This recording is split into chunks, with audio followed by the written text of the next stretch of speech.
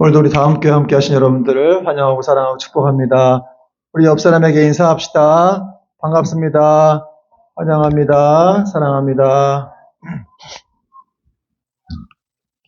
오늘 말씀 제목은 우리의 말이 인생을 바꾸고 끌고 간다. 우리의 말이 인생을 바꾸고 끌고 간다. 부제목은 이 혀를 다스리는 믿음? 이런 제목이 되겠습니다.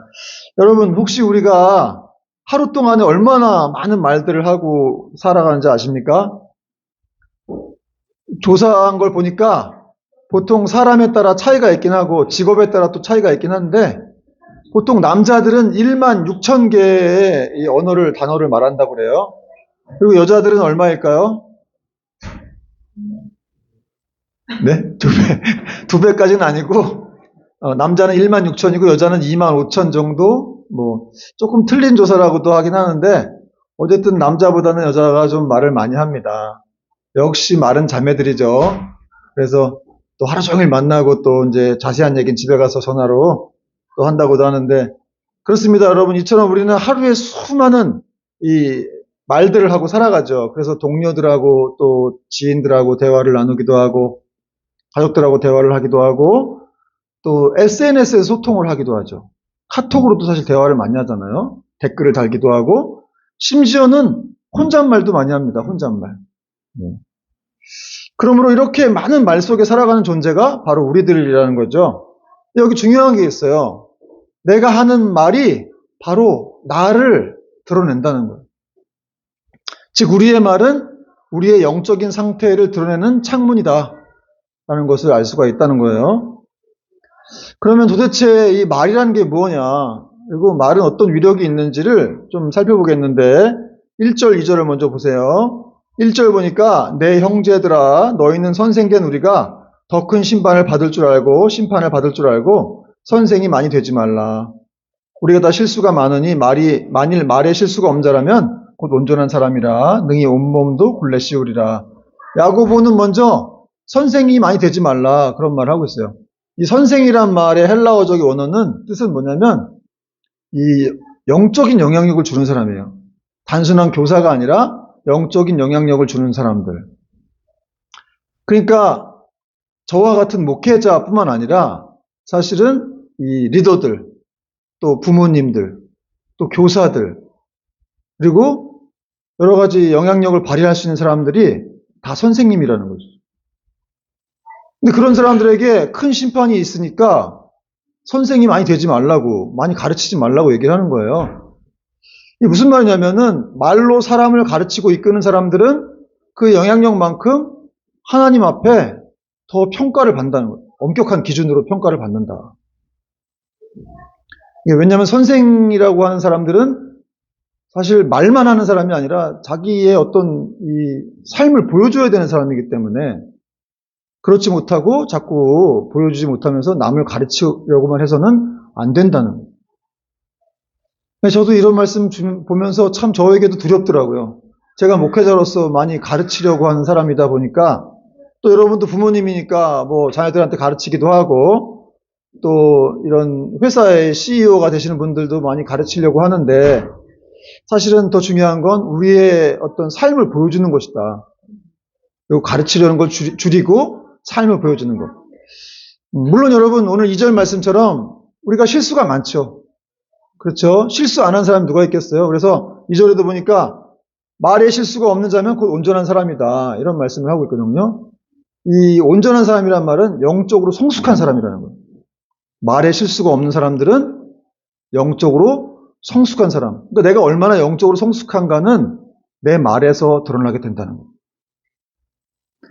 저도 참 말을 실수를 많이 하게 되는 경우가 많은데 나도 영적으로 이렇게 깊이 성숙한 사람은 못 되는구나 이런 생각을 저도 해봤습니다. 여러분 어쨌든 우리가 하는 말 자체가 이렇게 우리의 영적인 성숙도를 드러낸다는 것이죠. 그리고 이제 야고보는 이 혀를 3가지에 비유했어요. 그래서 그 위력을 설명하고 있는데 3절부터 보니까 우리가 말들의 입에 재갈 물리는 것은 우리에게 순종하려고 그 온몸을 제어하는 것이라. 또 배를 보라. 그렇게 크고 광풍에 밀려가는 것들을 지극히 작은 키로서 사공의 뜻대로 운행하나니 이와 같이 혀도 작은 지체로 돼 큰 것을 자랑하도다. 보라 얼마나 작은 불이 얼마나 많은 나무를 태우는가. 혀는 곧 불이요 불의의 세계라.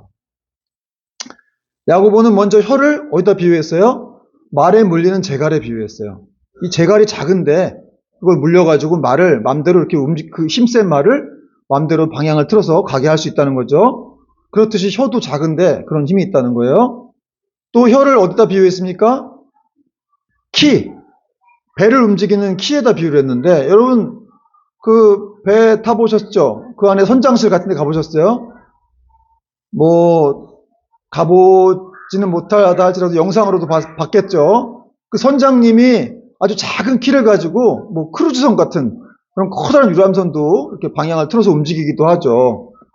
그렇듯이 그 작은 키가 큰 배를 움직이듯이 우리의 혀도 작지만 우리 인생을 끌어간다는 거예요. 움직일 수 있다는 것이죠. 어떻게 쓰느냐에 따라서. 또 혀를 마지막으로 어디다 비유했습니까? 불. 혀는 불이다 그랬어요. 여러분 이 작은 불씨가 큰 불이 돼가지고 산불을 내기도 하죠. 얼마 전에도 경상도나 강원도 지역에 막 산불이 크게 일어나갖고 뭐 한 달 내내 꺼지도 않았는데 그게 작은 불씨 하나로 그렇게 벌어졌다는 거예요. 혀도 그렇게 작지만 결과는 결코 걷잡을 수 없는 그런 결과를 만들어낸다. 이런 얘기를 지금 야고보가 하고 있습니다. 그러니까 야고보가 지금 한마디로 자기 성도들한테 야, 말 조심해야 된다. 이 말이란 게 얼마나 영향력이 크고 위험한지 너희가 알아야 된다. 이런 말을 지금 하고 있는 거예요. 여러분 우리도 그런 경험을 했을 거예요. 정말 이렇게 별 생각 없이 던진 말인데 별 생각 없이 던졌는데 어떤 사람이 그걸 듣고 뭐 배우자라든지 자녀라든지 또 동료라든지 그걸 듣고 상처를 받아가지고 아주 오랫동안 힘들어하는 경우. 그게 와서 말해주면 되는데 그걸 말도 안 하고 그냥 삭히고 있다가 오랜 세월 이렇게 힘들어하는 경우도 있죠. 그래서 그런 말이 있습니다. 말은 30초지만 상처는 30년이다. 말의 위력이 엄청나다는 거예요. 또 장난으로 한 말인데 관계가 틀어지고 어색해지고 또 생각 없이 SNS에 댓글을 달았는데 상처를 주게 되고 또 비난을 받고 싸움이 벌어지게 된다는 거예요. 여러분 연예인들이 온라인상에 이렇게 막 뭐 근거 없이 이렇게 막 비난하는 글들을 보고 막 너무 힘들어하고 그런 게 있죠. 심지어는 막 자기 생명을 포기하는 일까지 벌어지게 됩니다. 저도 이전 교회에 있을 때 제가 설교를 좀 잘 못해가지고 한번 실수를 하고 말실수를 해가지고 이제 제 설교를 누가 이렇게 페이스북에 옮겨가가지고 거기서 댓글을 막 밑에 엄청 달았는데 와 정말 너무 힘들더라고요. 그걸 보는 게 힘들어. 근데 문제는 뭐냐면 제가 하지도 않은 말 그런 것까지 다 달아가지고 저를 막 이렇게 인격 살인을 하는데 제가 페이스북을 열심히 하다가 그날 이후로 제가 그걸 못하게 됐어요. 굉장히 충격이 크다는 것이죠. 여러분 우리는 이렇게 말합니다. 아니 그게 그렇게 상처가 되는 거야? 그 말이? 그렇게 큰 말이야? 네, 그러나 성경은 말씀합니다. 그거 큰 거야. 결코 작지 않아. 응? 말 조심해야 돼. 이 혀라고 하는 건 작지만 그 결과는 절대 작지가 않다는 것이죠. 그러므로 여러분 우리가 성도로서 예수님 믿는 성도로서 절대 이렇게 생각 없이 함부로 말을 던져서는 안 된다는 거예요. 그리고 또 비판을 잘하는 사람도 있는데 여러분 비판 잘하는 분들도 있죠. 그런 특히 막 판단하고 비판하는 그런 분들이 있어요. 근데 성경은 뭐라고 말씀하고 있냐면 비판하는 사람에 대해서 이렇게 말씀하고 있어요. 마태복음 7장 1절 2절 보니까 비판을 받지 아니하려거든 비판하지 말라. 너희가 비판하는 그 비판으로 너희가 비판을 받을 것이요 너희가 헤아리는 그 헤아림으로 너희가 헤아림을 받을 것이다. 비판하는 사람은 반드시 그 자신도 비판을 받게 되어 있다는 거예요. 그러므로 비판하지 않으려면 어떻게 해야 될까요?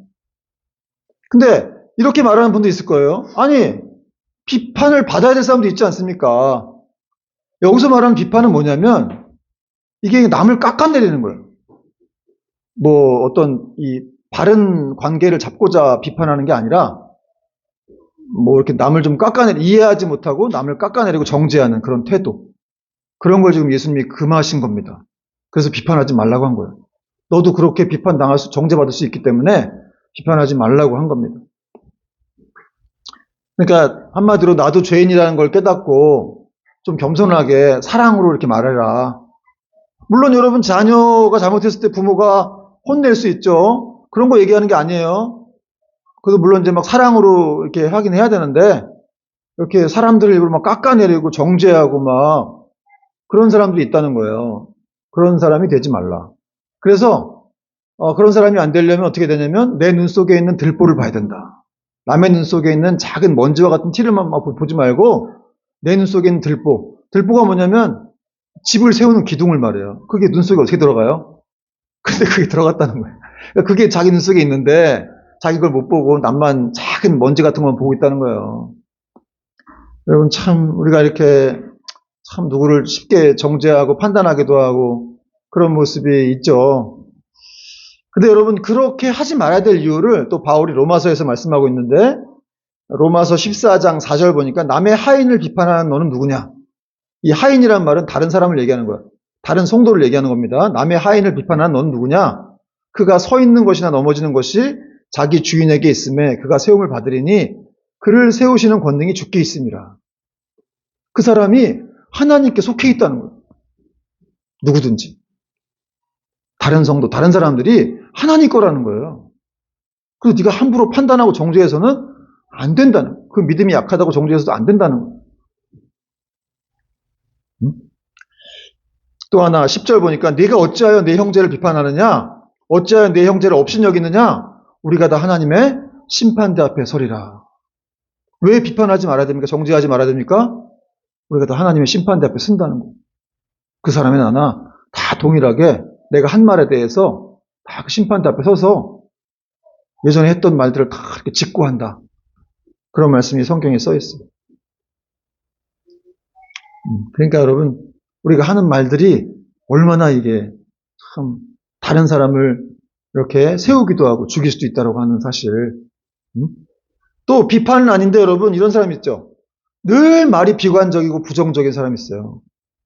늘 말이 비관적이고 부정적이야. 그래서 습관처럼 아이고 죽겠다. 아이고 죽겠다 이런 사람들이 있죠. 아침에 눈 뜨자마자 아이고 죽겠다. 아이고 내가 이놈의 회사 때려쳐야지. 언제까지 내가 이 회사를 다녀야 되냐. 그냥 말을 막 그냥 함부로 막 던지는 그런 사람들이 있어요. 또 어떤 사람은 너무 이렇게 또 막 내가 왜 사는지 모르겠다. 툭하면 이런 말이에요. 내가 왜 사는지 모르겠다. 하나님 날 좀 빨리 데려가 주세요. 물론 힘든 고난 가운데 있다 할지라도 그렇게 말해서는 안 된다는 거예요. 또 그런 부정적인 말들을 자녀에게 쏟아내기도 합니다. 자녀에게. 네가 도대체 잘하는 게 뭐냐. 넌 도대체 누굴 닮아서 그런 거냐. 여러분 자녀가 누굴 닮았겠어요. 부모를 닮았죠. 그렇죠? 그래서 그런 말이 있어요. 문제 있는 자녀는 없고 문제 있는 부모만 있을 뿐이다. 자녀를 혼내고 비판하는 것도 그럴 수 있지만 근데 말을 막 이렇게 막 저주하듯이 이렇게 쏟아놓으면 안 된다는 거예요. 제가 들은 얘기인데, 저도 들은 얘기인데, 어떤 집사님이 정말 이런 경험을 했다는 거예요. 자기 아들에게 너무 화가 나가지고, 이런 저주성 발언을 했대요. 야, 이 아무짝에도 쓸모없는 놈아, 나가 죽어라. 집사님이 그렇게 말을 했다는 거예요. 근데 그때 갑자기 성령님이 자기한테 자기 마음속에 깨달음을 주셨다는 거예요. 무슨 음성이 들렸냐면, 내가 네가 말한 대로 그렇게 되게 해줄까? 무섭죠, 여러분. 내가 네 말한 대로 이렇게 되게 해줄까? 그런 음성이 들었다는 거예요. 그런 깨달음이 와가지고 이 집사님은 성령님이 자기 음성을 듣고 있는지 몰랐다는 거예요. 자기 말을 듣고 있는지 몰랐다는 거예요. 그래가지고 막 자녀들한테 툭하면 막 이렇게 폭언을 가하고 막 그랬는데 그날 이후로 회개 기도를 하면서 용서를 구했다는 그런 간증을 들어봤습니다. 여러분, 하나님이 우리가 하는 말들을 다 듣고 계세요. 우리가 생각하는 것들 다 알고 계시고 여러분 마음속에 지금 제 설교를 들으면서 무슨 생각하는지 저는 모르겠지만 목사님 또 정죄하는 설교하신다 이렇게 생각할 수도 있겠지만 이게 굉장히 중요한 거기 때문에 잘 들으셔야 되고 또 하나님이 우리의 생각과 우리의 말들을 다 하시기 때문에 그걸 두려워할 줄 아는 것이 진정한 믿음이라는 거예요. 그래서 그걸 두려워하면 하나님을 의식하게 되고 그러면 함부로 말할 수가 없다는 것이죠. 근데 영적으로 성숙하지 못할수록 계속 함부로 말을 하게 되는 거예요. 자기 신세를 너무 비관하면서 막 그냥 저주스러운 말을 하고 자녀들에게 그런 말도 하고 여러분 그런 말을 듣는 우리 주님은 얼마나 가슴이 찢어지시겠어요? 여러분 우리를 위해서 예수님이 십자가에 못 박혀 죽으셨는데 너는 네가 그렇게 얼마나 소중한지도 모르고 맨날 그렇게 죽고 싶은 말만 하는 거냐? 부정적인 말만 하는 거냐? 남에게 이렇게 폭언을 가하는 거냐? 내가 너를 위해서 어떻게 십자가에 달렸는데 너는 그런 말만 하냐? 그런 생각만 하냐? 이렇게 말씀하시는 것이죠. 부부간에도 말을 함부로 하는 사람도 있죠. 걸핏하면 헤어지자 그러고 이혼하자 그러고 이런 사람도 있죠. 또 내가 널 만나서 이 모양 이 꼴로 산다. 진짜로 내가 그렇게 얘기하는 어떤 분을 들었어요. 여러분 그런 말들은 성경에 나오듯이 마치 칼로 찌르는 그런 말이에요. 잠언 12장 18절 보니까 칼로 찌름같이 함부로 말하는 자가 있거니와 지혜로운 자의 혀는 양약과 같으니라. 여러분 남편에게도 아내에게도 함부로 말을 이렇게 칼로 찌르듯이 하면 안 되는 거예요. 얼마나 아픈지 몰라요. 아무 생각 없이 내 말을 다 받아줄 거라고 생각하고 말하지만 사실은 그 사람 안에 예수님이 계시기 때문에 우리가 예수님에게 그렇게 말할 수 있다는 것이죠. 여러분 이스라엘 백성들이 광야에 있으면서 하나님이 기적을 봤죠. 홍해가 갈라지는 걸 보고 40년 동안 한 번도 굶은 적이 없어요. 광야에 아무것도 없는데 거기서 뭐 물이 터지는 기적도 보고 여러 가지 기적도 봤지만 이 사람들은 늘 원망했어. 이스라엘 백성 40년 동안 원망했어. 그래서 하나님이 그 1세대들은 다 죽게 만드시고 뭐라고 하셨어요? 내가 내 귀에 들린 대로 내가 너에게 행하리라. 민수기 같은 데 보면 하나님이 이렇게 원망했다는 말을 이들이 나를 원망했거니와 나를 아주 이렇게 업신여겨갖고 나를 원망했다. 이 말씀을 몇 번이나 반복하세요. 원망하는 거, 불평하는 거 이거 하나님이 너무너무 안 좋아하시고 막 하나님이 진짜 화나시는 게 있다면 그런 거예요. 잠언 18장 21절 말씀에 이렇게 말씀합니다. 죽고 사는 것이 혀의 힘에 달렸나니 혀를 쓰기 좋아하는 자는 혀의 열매를 먹으리라. 또 시편 109편 17절 18절에도 그가 저주하기를 좋아하더니 그것이 자기에게 임하고 축복하기를 기뻐하지 아니하더니 복이 그를 멀리 떠났으며 또 저주하기를 옷 입듯 하더니 저주가 물같이 그의 몸속으로 들어가며 기름같이 그의 뼛속으로 들어갔나이다. 여러분 이 성경은 혀의 중요성, 이 혀가 죽고 사는 것이 혀에 달렸다는 거예요. 혀에 힘에 달렸다. 어떻게 말하느냐에 따라서. 그러니까 혀를 쓰기 좋아하는 자는 그 열매를 먹는 건데 비난하고 저주하기를 좋아하는 사람은 그 저주의 열매를 먹는 거예요. 자기가. 결국 자기한테 돌아오는 것이죠. 그런 부정적인 말, 잘못된 말들이. 또 축복하고 격려하기를 좋아하는 사람은 그게 자기에게 돌아오는 거예요. 믿음의 말들이 자기에게 돌아오는 것이죠. 여러분 기억하셔야 됩니다. 우리의 인생을 바꾸는 것은 우리의 결심과 노력이 아니에요. 우리 환경이 아니에요. 우리 인생을 바꾸는 건 뭡니까? 믿음의 말, 한마디의 격려의 말이 우리 인생을 바꾸고 우리의 삶을 송두리째 바꿔서 우리 인생을 정말 시온의 대로로 끌고 가는 것이죠. 설교 준비하다가 어떤 이런 예화가 있을까 찾아봤는데 옛날에 여러분 들어보셨을 수도 있을 것 같아요. 아주 어린 시절에 아주 발달이 느리고 집중력이 부족했던 한 아이가 있었어요. 학교에서도 문제아칙을 받았고 결국 퇴학 권유까지 받았는데 그때 어머니는 아이에게 이렇게 말했습니다. 선생님이 그러시는데 너는 너무 특별해서 이 학교에서는 가르칠 수가 없대. 이 발달 장애아를 엄마가 이렇게 얘기한 거야. 너는 너무 특별하다는 거야. 그래서 이 학교에서는 못 가르친대. 그래서 이 아이가 그 말을 듣고 인생을 바꿨어요. 자신이 문제아가 아니라 특별한 사람이라고 믿기 시작했고 결국 끊임없이 배우고 도전을 시작했습니다. 이 아이가 바로 위대한 발명가 토마스 에디슨이죠. 여러분 사람이란 존재는 있는 그대로의 현실보다 어떻게 해석된 말에 의해서 그 사람이 세워진다는 거예요. 격려는 존재를 새롭게 하는, 격려는 존재를 새롭게 정의해 준다는 거예요. 또 이 마이클 조단이라는 사람도 이 사람이 원래 이렇게 아버지 어릴 때부터 너무 키가 작고 또 운동을 못 해갖고 팀에서 탈락했다 그래요. 근데 아버지가 포기하지 말라고, 넌 할 수 있다고 계속해서 격려해 줬다고 합니다. 그래서 이 사람이 이렇게 그 말이 단순했는데 그 말을 듣고 밤낮 없이 연습을 한 거예요. 역사상 가장 위대한 농구 선수가 됐습니다. 또한 젊은 여성이 생활고 속에서 언어를 이렇게 아이를 키우면서 글을 쓰고 있었는데 출판사에 원고를 보낼 때마다 다 거절당했어요. 이게 얼마나 힘들었겠어요.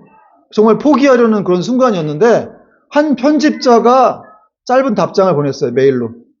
당신의 글은 사람을 울립니다. 계속 쓰세요. 이 한 문장이 그녀를 다시 살아나게 했고 그 사람을 다시 새롭게 만들게 된 것이죠. 여기 이 결과 탄생한 작품이 바로 해리포터 시리즈라고 해요. 그 작가가 바로 J.K. 롤링입니다. 다 이렇게 자기 걸 거절했는데 어떤 한 편집자가 당신의 글은 사람을 울린다. 여러분, 이 격려와 칭찬이라고 하는 것, 믿음의 말이라고 하는 것은 멈추려는 사람을 다시금 움직이게 한다는 것이죠. 한 번의 말과 하나의 문장이 인생의 방향을 바꿀 수 있는 것입니다.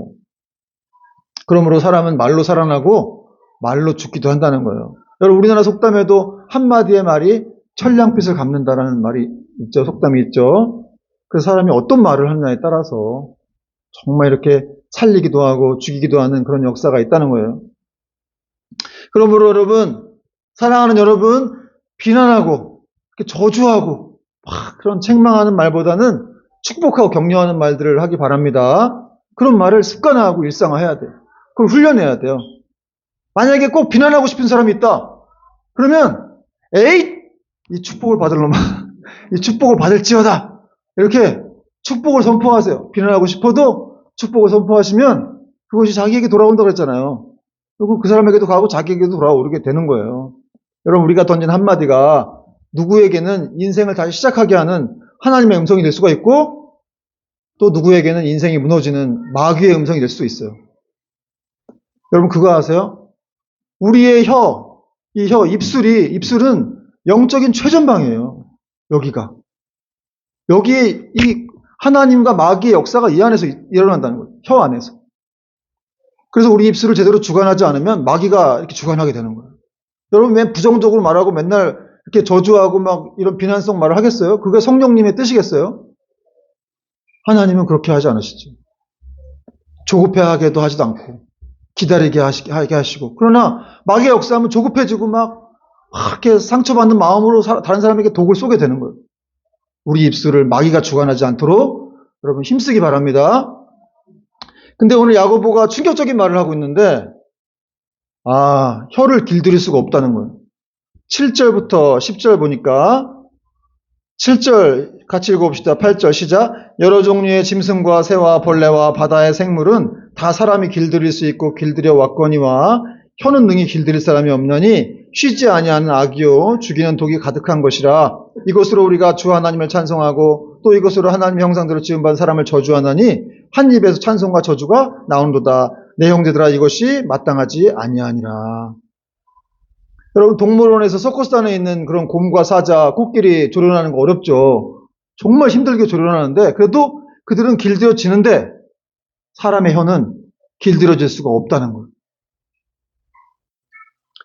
쉬지 아니하는 악이요 혀에 대해서 죽이는 독이 가득하다. 이렇게 성경은 말씀하고 있어요. 다시 말해 이게 무슨 말이냐면 인간의 힘으로는 이 혀를 통제할 수가 없다는 거예요. 그래서 아까도 말에 실수가 없는 자라면 완전한 사람이라고 얘기했죠. 그래서 그렇게 통제할 수 없으니까 하나님을 찬송하기도 하고 그 입으로 또 사람을 저주하기도 하고 자기를 비관하기도 하고 막 그렇게 얘기를 한다는 거예요. 그러니까 여러분, 이런 문제를 통해서 우리가 알 수 있는 건 뭐냐면 우리 혀의 문제, 이 말의 문제는 우리가 애써가지고 되는 문제가 아니다라는 걸 알 수 있어요. 여러분, 위로가 되시죠? 애써서 되는 게 아니다, 우리 힘으로. 그럼 어떻게 되느냐? 어떻게 되겠어요? 이게 마음의 문제라는 거예요. 본성의 문제라는 거예요. 우리가 애써서 되는 문제가 아니라 본성의 문제, 마음의 문제이기 때문에. 그럼 여러분, 이게 안 된다고 해서 이거 포기하겠습니까? 그러나 예수님은 분명히 구속하셨죠. 이루셨죠. 그래서 우리가 예수님을 의지할 때 우리도 이렇게 말의 권세를 가지고 살아갈 수 있게 되는 것이죠. 여러분, 예수님께서 우리의 마음에 들어오시면 되는 거예요. 우리의 마음에 들어오셔서 우리를 지배하시고 우리를 다스리시면 우리의 마음이 바뀝니다. 예수님께서 뭐라고 말씀하셨냐면 마음에 가득한 것을 입으로 말하느니라. 그러니까 여러분, 우리의 말이 왜 이렇게 막 헛나오고 막 비난의 말이 나오겠어요? 마음에 가득한 것이 입으로 나오는 거예요. 그러니까 이 입이라고 하는 거, 우리 혀라고 하는 건 마음의 출구죠. 그래서 여러분의 마음을 잘 다스려야 돼요. 여러분의 마음에 예수님이 찾아오셔야 돼요. 말씀으로, 예수님의 말씀이 또 예수 그리스도의 보혈이, 찬양이 우리 마음속에 들어올 때 우리는 이 다루기 힘든 이 혀를, 이 말들을 다룰 수가 있다는 것이죠.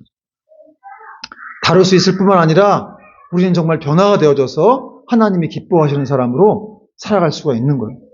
여러분 세상에 좋은 책 읽어보세요. 세상 가요를 불러보세요. 우리 혀가 변화되지 않아요. 그러나 성경 말씀을 읽고 묵상하고 기도하고 또 그분이 우리 안에 내 안에 들어오시면 내 안에 꽉 채우시면 물론 우리 안에는 성령님이 계시죠. 예수님이 계시지만 그 하나님의 영으로 충만해야 돼요. 제가 어제도 찬양을 막 카톡방에 올렸는데 여러분 힘들고 어려울 때 찬양하시기 바랍니다. 찬양을 많이 들으시고 찬양하시고 또 기도도 하시고 말씀을 내 안에 채워 넣을 때 여러분 우리 안에 이렇게 힘이 생겨요. 힘. 사실은 뭐 어떤 힘이 있어야 그것도 그걸 극복할 수 있고 다룰 수 있는 건데 여러분이 찬양도 왜 못하는 줄 알아요? 힘이 없기 때문에. 영적인 힘이 없어.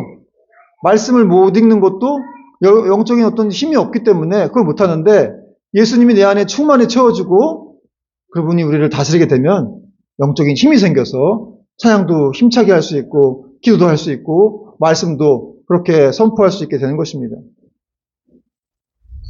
그러므로 여러분 날마다 우리가 이렇게 기도해야 돼요. 주님 저에게 찾아오셔서 제 마음을 다스려 주옵소서. 제 입술을 다스려 주시고 제 입술에 독이 되지 않게 해주시고 생명을 살리는 도구가 되게 해달라. 이런 기도를 맨날 해야 돼요. 그렇지 않으면 여러분 우리의 입술을 다스릴 수가 없다는 것이죠. 여러분 말씀의 결론을 맺겠습니다. 사람의 말은 큰 힘과 능력이 있어요. 한마디의 말과 격려가 사람을 살리기도 하고 죽이기도 하기 때문에 그렇습니다. 여러분 인간의 말이 그럴진데 하나님의 말씀은 어떻겠어요? 하나님 말씀. 인간의 말이 이렇게 사람을 살리고 죽이기도 한다면 하나님 말씀은 여러분 얼마나 큰 힘이 있겠습니까? 여러분 그 말씀으로 여러분을 이렇게 가득 채우면 그래서 여러분 성경을 읽는다고 하는 건 사실은 내 마음속에 우리 안에 확실한 축복 장치를 두는 것과 똑같은 거예요. 내 인생 축복대로 축복의 길로 가고 싶고 시온의 대로가 열리고 싶으면 여러분 성경을 읽고 그 말씀으로 우리를 이렇게 다스리게 되면 그런 놀라운 은혜를 겪게 된 축복 만나게 된다는 것이죠. 우리 실천적 적용 좀 세 가지를 드리고 마치겠습니다.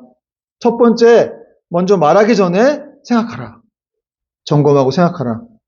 여러분 이 말은 하나님 앞에서 옳은 것인가? 내가 이 말을 하면 이 사람이 죽을 것인가 살 것인가? 이 말을 생각하고 3초만 생각하세요. 3초만 생각하고 말하면 됩니다. 두 번째는 하루 한 번씩이라도 축복의 말을 하세요. 의도적으로라도 믿음의 말, 축복의 말을 하시기 바랍니다. 수고 많았어. 고생 많았어. 너는 하나님이 함께 하시는 사람이야. 너는 하나님이 축복하실 거야. 내 인생은 하나님이 도우시고 붙드실 거야. 너는 너무 괜찮은 사람이야. 나는 너를 응원할게. 너를 위해 기도할게. 이런 말들이 축복의 말들이에요. 이런 말대로 되는 줄 믿으시기 바랍니다. 또 SNS에서도 비난보다는 격려의 말을 하면 됩니다. 여러분 온라인도 진짜 나예요. 내가 아닌 뭐 다른 사람이 아니라 온라인에서도 나라는 사실을 잊지 말아야 됩니다. 또 중요한 거 마지막으로 가끔이 아니라 매일 기도해야 된다. 아까도 말씀드렸지만 주님 저의 입술을 다스려 주옵소서. 제 마음을 주관해 주옵소서. 제 마음에 생명이 가득 차서 그렇게 또 다른 사람에게 생명을 전하는 말들을 할 수 있도록 도와주옵소서. 왜? 우리 사람의 힘으로는 안 되니까 그렇게 주님의 도우심을 받아야 됩니다. 또 중요한 거 마지막 중요한 거 뭐냐면 자기에게도 말씀을 선포해야 돼요. 자신의 영혼에게도 말씀을 선포하십시오. 여러분 시편 40편 5절 말씀 보니까 내 영혼아 내가 어찌하여 낙심하며 어찌하여 내 속에서 불안해하는가? 넌 하나님께 소망을 두라. 그가 나타나 도우심을 말미암아 내가 여전히 찬송하리로다. 여러분 시편 기자는 자기 영혼에게 말씀을 선포했어요. 네가 어찌하여 낙심하느냐 이거야. 하나님을 바라보지 않으니까 낙심하고 있지 않느냐. 너는 하나님께 소망을 두라는 거예요. 하나님께 소망을 두라. 그러면 그가 나타나 도우실 것이다. 이렇게 자기 영혼에게 선포했습니다. 여러분 우리는 사람은 영혼이 있잖아요. 그래서 육보다 더 중요한 건 영혼입니다.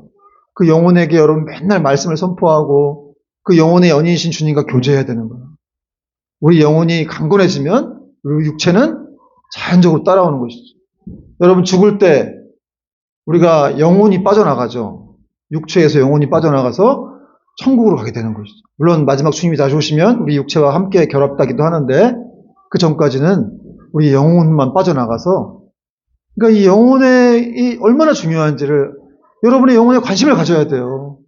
여러분의 영혼을 다스리시고, 여러분의 영혼을 정말 축복하시고, 여러분에게 믿음을 성장하게 하실 분은 우리 주님밖에 없다는 것이죠. 성령님밖에 없다는 사실입니다. 여러분, 또 오늘 또 한 주도 이 말씀이 정말 우리에게 큰 울림이 돼서 또 순종함으로 입술의 열매, 축복의 열매를 누리는 저와 여러분 될 수 있기를 주님의 이름으로 축원드립니다. 아멘. 찬양하겠습니다.